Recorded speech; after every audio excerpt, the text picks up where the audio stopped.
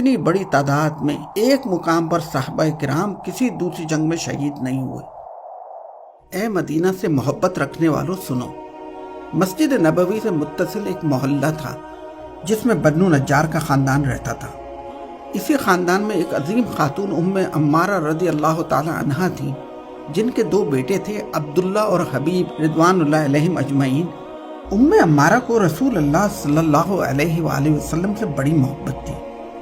تاریخ میں آپ خاتون احد کے نام سے مشہور ہیں۔ رسول اللہ صلی اللہ علیہ وسلم نے فرمایا کہ غزوہ احد کے دن میں دائیں بائیں جس طرف نظر ڈالتا ام عمارہ ہی لڑتی نظر آتی تھی۔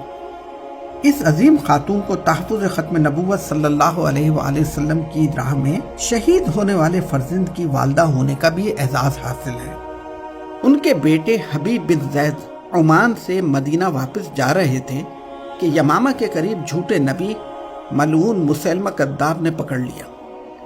مسیلمہ کذاب گرفتار حبیب بن زید کے جسم کا ایک ایک حصہ کاٹتا جاتا، کہے لگاتا اور پوچھتا جاتا تھا کہ کیا اب تصدیق کرتے ہو کہ مسیلمہ اللہ کا رسول ہے؟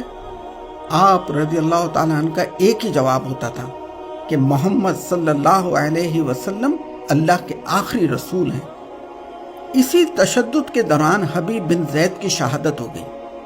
آپ قیامت تک ختم نبوت صلی اللہ علیہ وسلم کی راہ میں قربانیاں دینے والوں کے لیے مثال بن گئے۔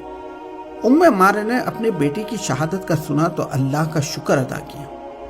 ام عمارہ کا اللہ کے نبی سے محبت کا قصہ یہاں ختم نہیں ہوتا۔ عہد صدیقی میں خالد بن ولید کے لشکر میں اپنے دوسرے بیٹے عبداللہ کے ساتھ شامل ہو کر یمامہ پہنچی، جہاں اسی جھوٹے نبی مسیلمہ کذاب کے ساتھ خون ریز جنگیں ہوئیں، جنہیں مارکہ یمامہ کہا جاتا ہے۔ ان جنگوں میں 1200 صحابہ رضوان اللہ علیہم اجمعین نے تحفظ ختم نبوت کی راہ میں جام شہادت نوش کیا۔ اتنی بڑی تعداد میں ایک مقام پر صحابہ کرام کسی دوسری جنگ میں شہید نہیں ہوئے۔ سعودی عرب کے دارالخلافہ ریاض سے 40 کلومیٹر کے فاصلے پر الجبیلہ میں ایک قبرستان ہے، جہاں ختم نبوت صلی اللہ علیہ وسلم کے تحفظ کے لیے شہید ہونے والے یہ جان نثار دفن ہیں۔ رسول اللہ سے محبت رکھنے والوں ذرا غور سے سنو۔ ام عمارہ، بیٹا عبداللہ اور وحشی بن حرب رضوان اللہ علیہم اجمعین جنگ یمامہ کے دوران اس جھوٹے نبی کو تلاش کرتے کرتے قریب پہنچ گئے اور ایک ساتھ وار کیا، لیکن وحشی کی برچھی نے اس ملعون کو جہنم واصل کر دیا۔ ام عمارہ اس جھوٹے نبی کی موت پر سجدہ شکر بجا لائیں۔ اسی جنگ میں ام عمارہ کا ایک ہاتھ گہرے زخم سے شہید ہو گیا۔ خالد بن ولید نے ان کا بڑے خلوص سے علاج کیا۔